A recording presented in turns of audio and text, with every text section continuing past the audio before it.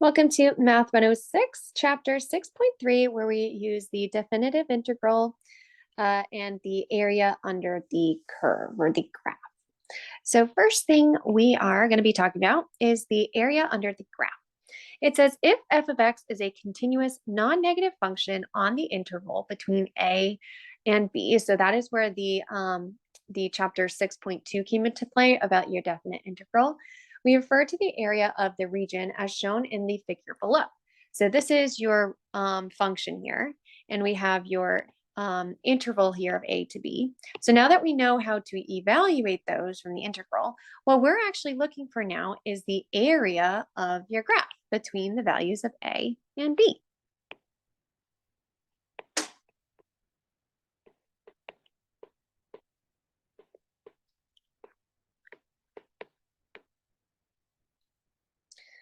So it says, as the area under the graph from f of x from a to b, or the area bounded by the graph, the axis and the vertical lines between a and b. So you could also say, hey, this is between this x-axis here, and then these horizontal intervals and everything in between. So what does it mean to be continuous? Continuous means that your graph is nice and smooth. It doesn't have any holes or any cusps or any corners. It is just nice and smooth like you have over here. So for us, right, nice and smooth, oops, one more time, nice and smooth. Smooth equals continuous. Whereas we could have a discontinuous, where this could be any sort of hole in your graph. So any sort of gaping hole, any sort of a jump,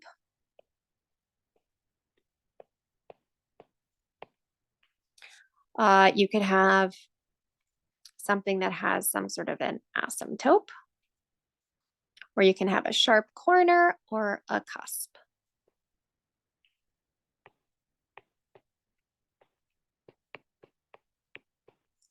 So these would all be considered discontinuous. So we want something that is nice and smooth, nothing sharp, it's just nice and fluid. So now let's talk about what does it mean to be a non-negative function. It is just saying that, well, x can be negative.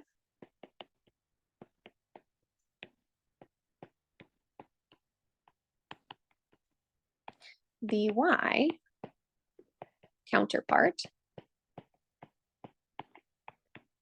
can't. And that doesn't mean like you cannot have any negative y values. It just, for now, we're just not going to talk about what happens when your y value is negative, which if it is, as showing in these graphs down below, it's just to take the difference between that portion and the shaded region from above. It's not that it can never be negative. It just means that for now, we're just interested in the area that is the positive portion. So here are examples below where your area can be calculated very, very easily based on your knowledge of geometry, right? Here we have a rectangle, right? So in our case, right, what is the area of a rectangle? Well, the area of a rectangle is your length times your width. So your length here, right, is 3. And your width or your height is equal to 2. So your area here is equal to 6.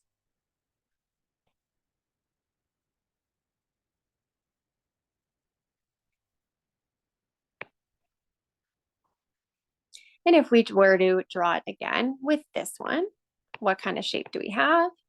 We have the area of a triangle, which equals 1/2 base times height, or length times width. So we have 1/2, and your base here, notice that you're having this negative value for your x, and that's okay, right? But we're looking at the distance, right, which is 4. So that's your base. And your height, we're going to go all the way up to, and let's say it cuts off here. Well, let's say they're giving us some sort of a function. Last time they kind of just told us that your function here is 2. So that's why your height here is 2. But for us, if it's not given, we can go ahead and calculate your height. right? Your height when x is equal to 2 is 2 plus 2, which is equal to 4. So therefore, we have 16 over 2, which is equal to 8. So your area of this is equal to 8. Now we also have two different shapes that we can bring together. One being your rectangle, base times height, and the other one being your triangle, 1/2 base times height. So for us, your base of this rectangle is 2, and your height here is 2. So you have 2 times 2. So the area of this one is 4. Meanwhile, for your triangle, your height is still 2. Your base, however, is now 1. And now we have times 1/2. So it's equal to 1. So what is the total the total area? We can add these two together. So your total area is equal to 5. So based on the shapes that you know, it's great because these are very, very easy, right? They're all nice and sharp straight lines.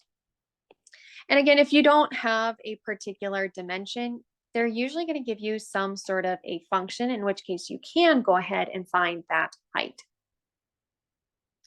Now, this is great. However, it's not always going to be nice and straight lines, right? We're going to talk about curves. So the example above are all considered straight line segments, which makes them so easy. But what if we have a curve?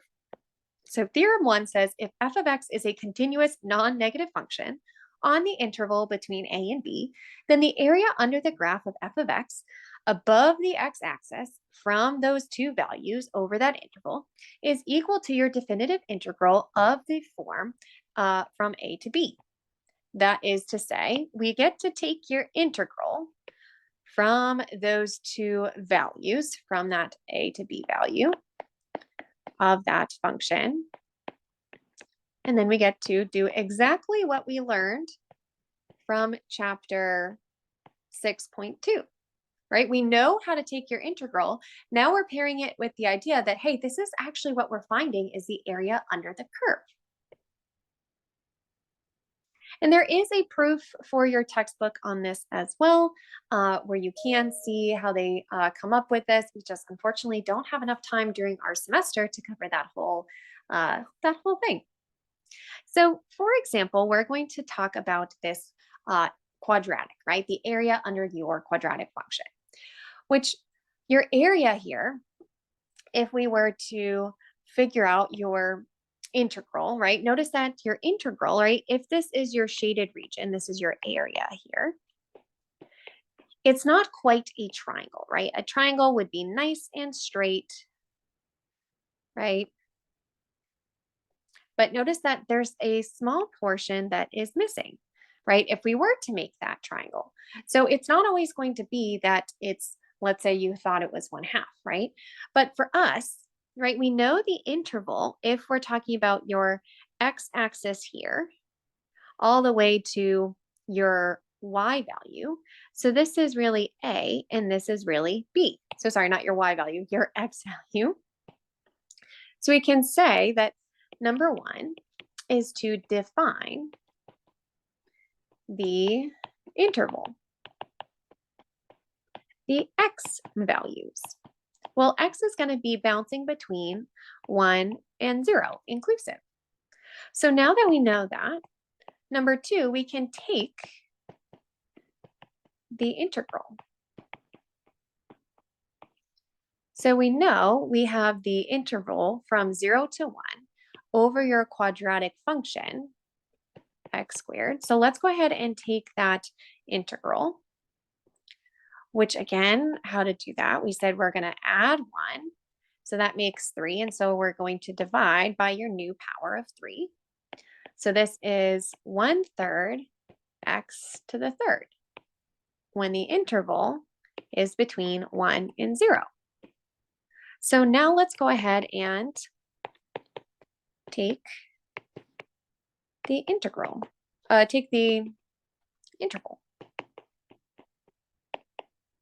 So we have 1/3, 1 cubed minus 1/3 0 cubed. So we have 1/3. So that is your area here is equivalent to about, or is equal to 1/3. And we're going to talk about later how to come up with an estimation of it, because as you can see, if you were to do that initial triangle, right, your triangle, we said, hey, is base times height, or 1/2 base times height. So that would be your base of 1, your height of 1. So that's 1/2, which we know it's kind of close, but it's not quite there. That is the error that we have over here. This is the error in which you're missing. So that just means that this 1/2 is not quite how we get there. We're going to talk about on a couple of different pages from here, something that's called Riemanns sums, which will allow us to have an approximate value. So let's just try this portion of it on your next values. So let's come up with some sort of area, finding the area under a cubic function, given that this is your cubic function. So first, let's define your interval. Well, your interval is from 0 all the way to 1. That is that shaded region. So 0 to 1 one more time. It will not always be 0 to 1. We now have to take the integral of your function here. So let's go ahead and do that. Plus 1, and I'm going to add your x, divide by 2, divide by 4. So we have x to the 4th and 1/4 here, plus x squared here. Those 2's cancel, plus x over the interval when we have 1 and 0. So we have 1/4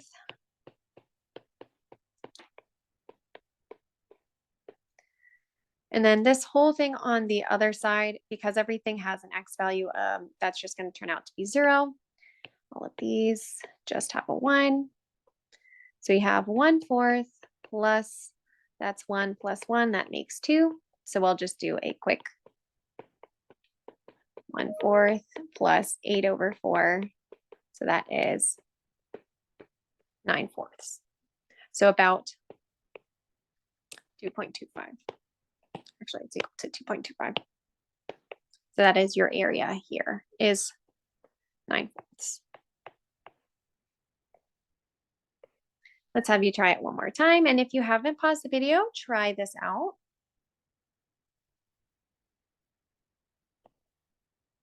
All right, so we have the interval between -1 and 1. So -1 to 1 here. They're giving us the function here. And now we need to take your integral. I'm going to add 1, add 1. Oh, so sorry. Add 1, divide by 3. So for this one, we just get x cubed. For your next one, right, we always write out your e to the x. And then when we take a look at your k value, so k is equal to 1. So we're going to divide by 1. So it's just itself. So when we go to write it all out, right, we have x cubed plus e to the x. And I'm going to write that one more time.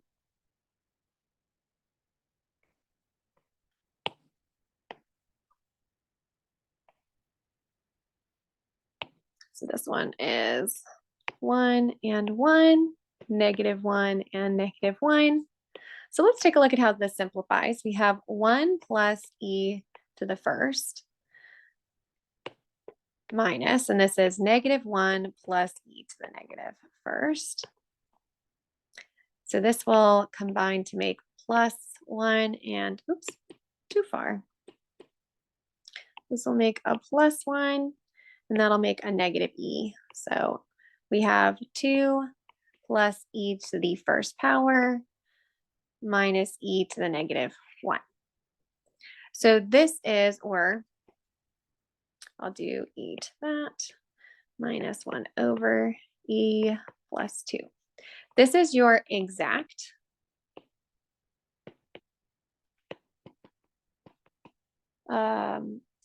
area, whereas your approximated area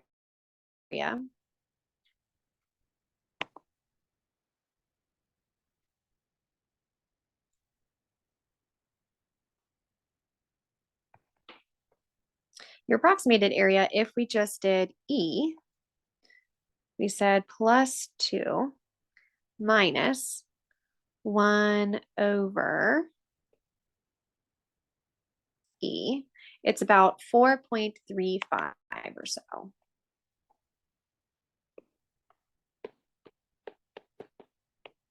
This would be your estimated. So that would be right here.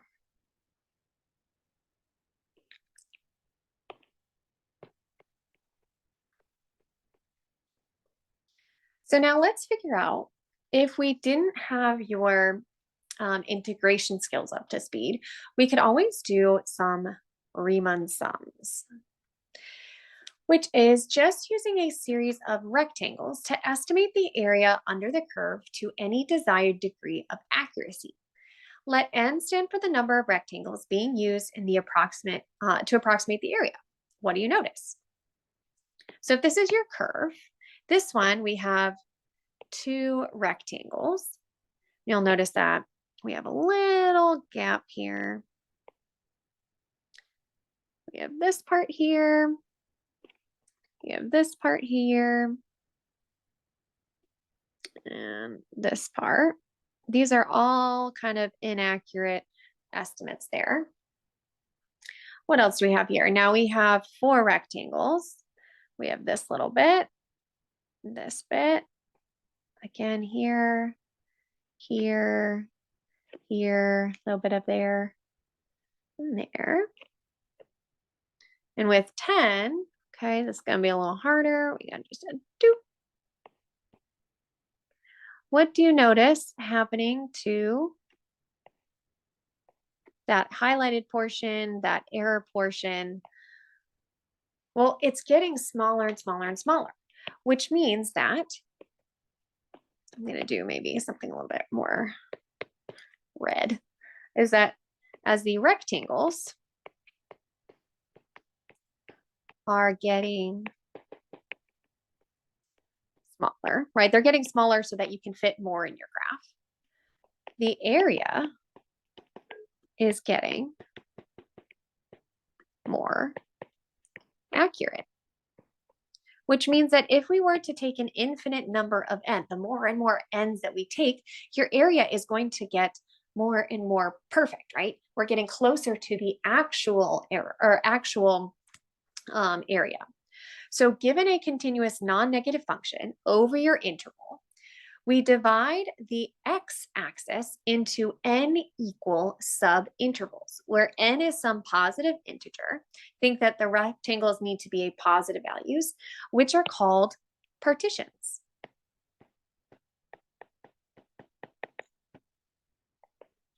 Since we take these values between a and b, we have b minus a, the width of each being n.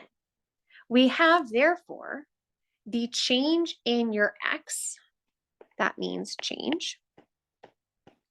The change in x is equal to b minus a over n, which is the width of one subinterval, that is one rectangle. And I spelled rectangle wrong.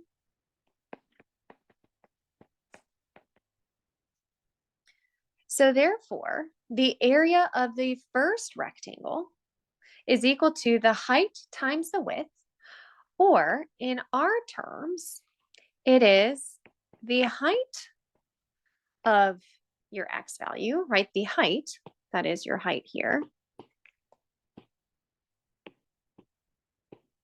Your height times the width, that is the change in x.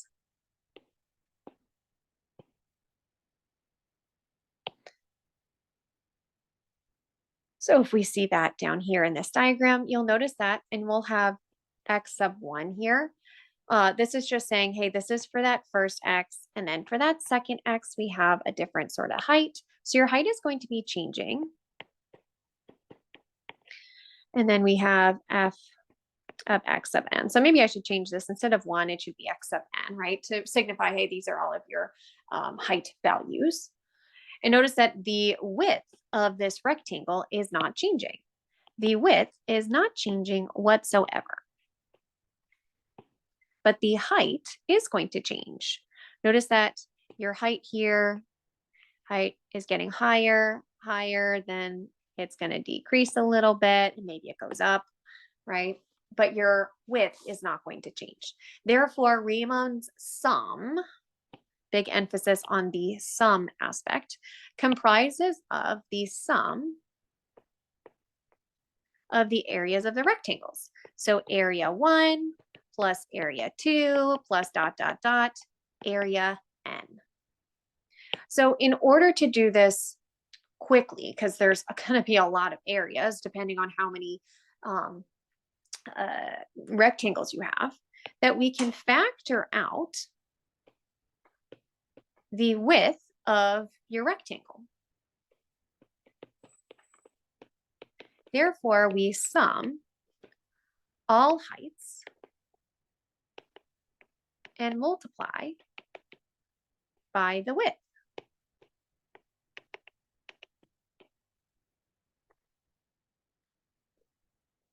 And there you're seeing it right here. That is all of your different heights. So these are all heights. This is height number 1, height number 2, dot, dot, dot, height number n. And this is times width of rectangle.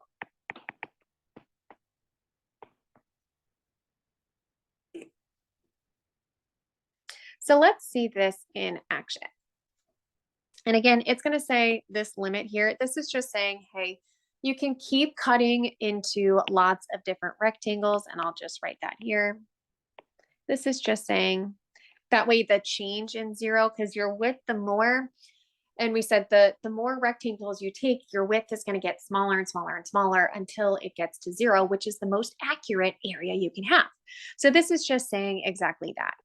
You can keep cutting rectangles to achieve width of 0. That is the change to 0.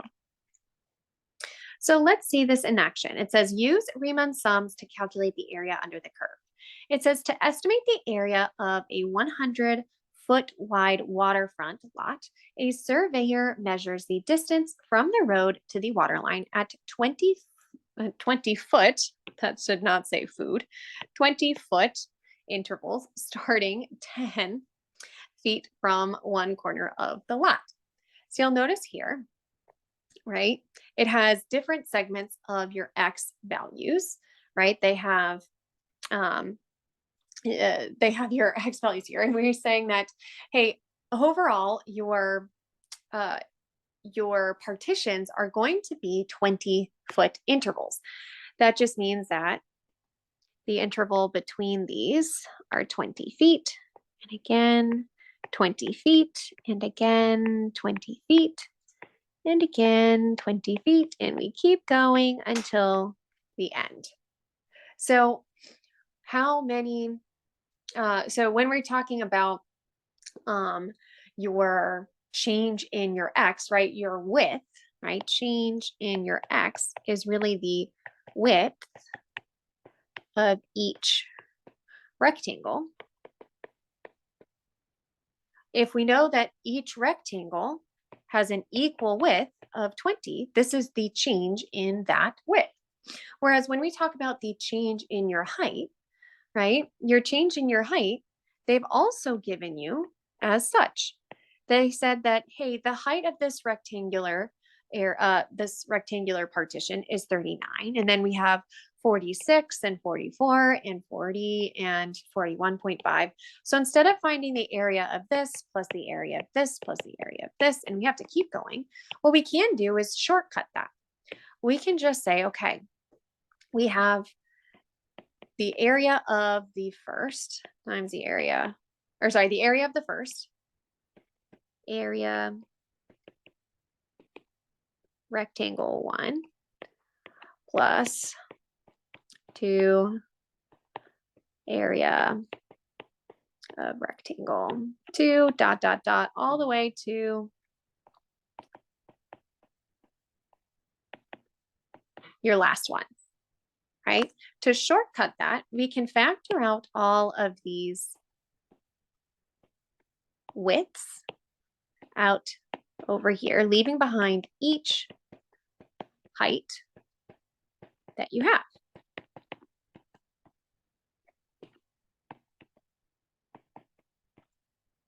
So for us, right, we know that this is 20. So we'll multiply it by 20, and then we need to just grab all of your heights. So the first height we said was 39. Your second height we said was 46. Your third height we said was 44, and dot, dot, dot. So we get to add all of those. 39 plus 46 plus 44 plus 40 plus 41.5. When we add all of those up, we still get 20 on the outside, multiplied by 210.5. That is when they're all added up. Add up all heights.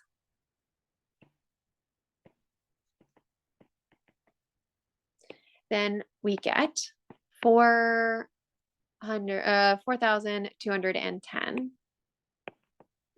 square feet. Much easier than kind of having to find the area of each one, right? And again, this isn't a perfect value because keep in mind, we do have a little bit of missed space here, little bit of error, but it's going to come pretty close to the area. So let's have you try it one more time. So they tell you what n is. And I'm actually also going to tack on one more thing that I should have included. We are going to be using the rightmost point. Here we used the midpoints.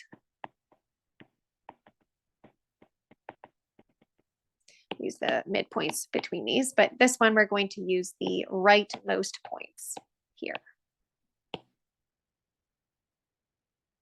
So first, let's find your subintervals. So step number 1 is to find the subinterval. So if we are going from all the way from 0 to 1, right? 1, 2, 3, 4. So this was 0, this was x1, x2, x3, and x4, right? So we have how many spaces, right? Well, we have 1, 2, 3, 4 segments, right? So this whole thing is 1, but we have 4 equal segments. 4 equal segments. And your equivalent width, right? It says it's equal to 1 here. So therefore, this will be 1/4, 1/4, 1/4, and 1/4. So the change in x is equal to 1/4. So now, once you have that subinterval, step 2 is to find the y values.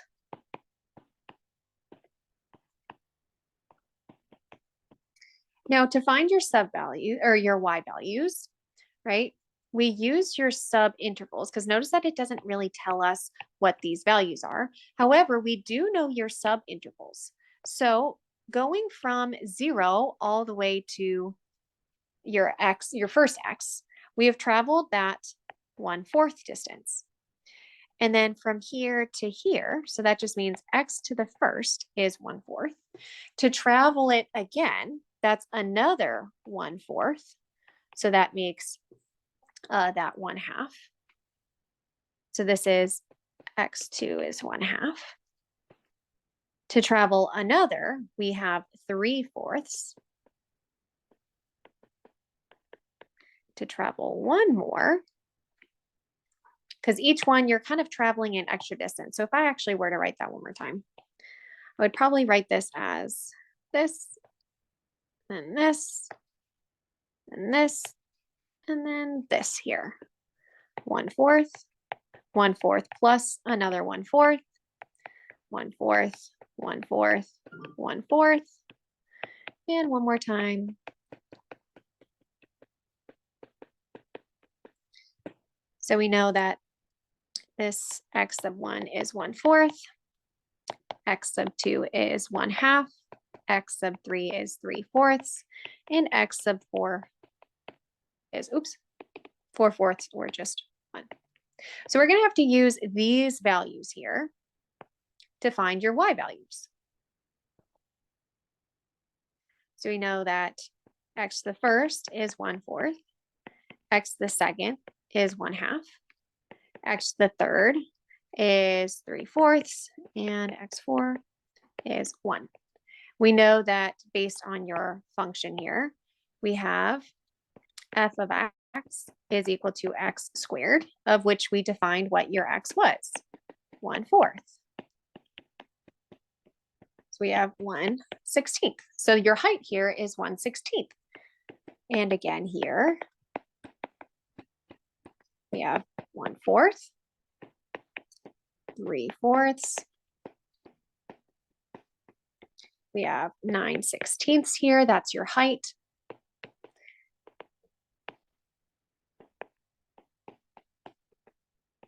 And there you go. So these are all of your kind of coordinates for those values in a way. So let's go ahead and now 3, use Riemanns sum. So we know that we have the change in x, that is 1/4, times add all y values. So that is 1/16, 1/4, 9/16 plus 1. So we should get about 1.875 or 18 or 15 out of 8. Divide by 4, 0.469, or about 15/32. Now keep in mind, this is just a rough estimate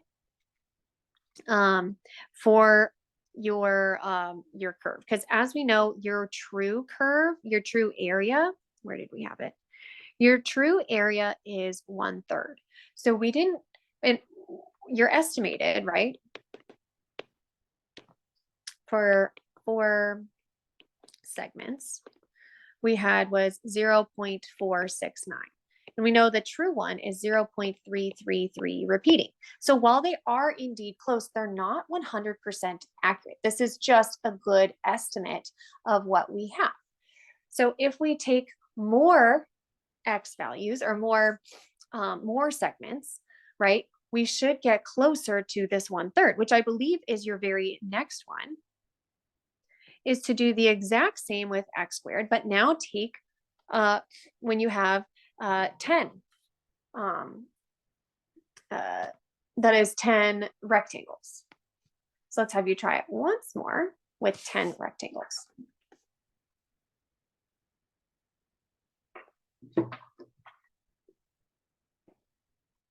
So for us, first thing is to find your width. And actually, they already gave us your width here, right? We're going to split it up into 10 equal segments. So that means that we have 10 separate rectangles and each being the same. So we have 1/10 here, or 0.1. So that is 0.1. That was very nice. So step number 2 is to find your y values. We know that f of x is equal to x squared.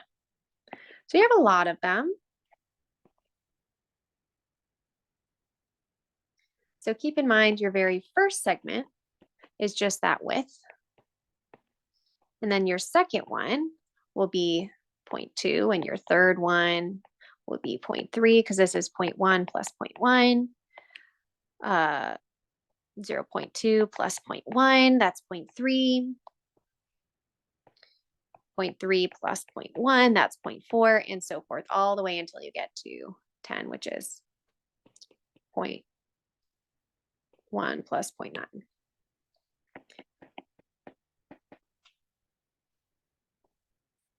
All right, so welcome back to the video. I just kind of sped through, which if this is all you needed to kind of get through, once you have all of your values, we can just kind of keep flowing. So step number 3 is add all y values.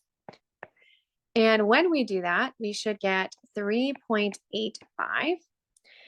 Step number 4, let's multiply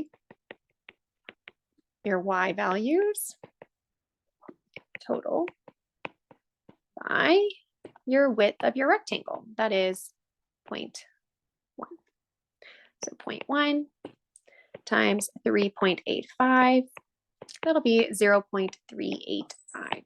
So again, if we kind of made this comparison here to the very start, where we know that it's actually accurate to 1/3, that this is with 4 equal segments.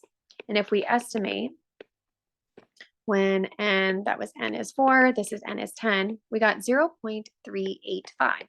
So again, the more segments that you have, the more rectangles that you have, you're going to get closer and closer to that 0.333.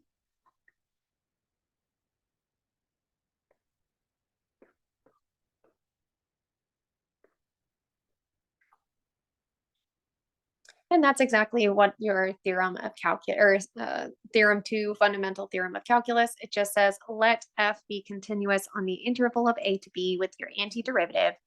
Then it says a Riemanns sum approach the definite integral. As the number of subinterval increases indefinitely, that is that we will be equal to your integral. So it's just saying that if you keep taking as many n's as possible, eventually your errors are going to be reduced so small that we are able to take your integration. And that is all your theorem 2 is discussing. And you can see that here. And again, with a comparison for that very first example.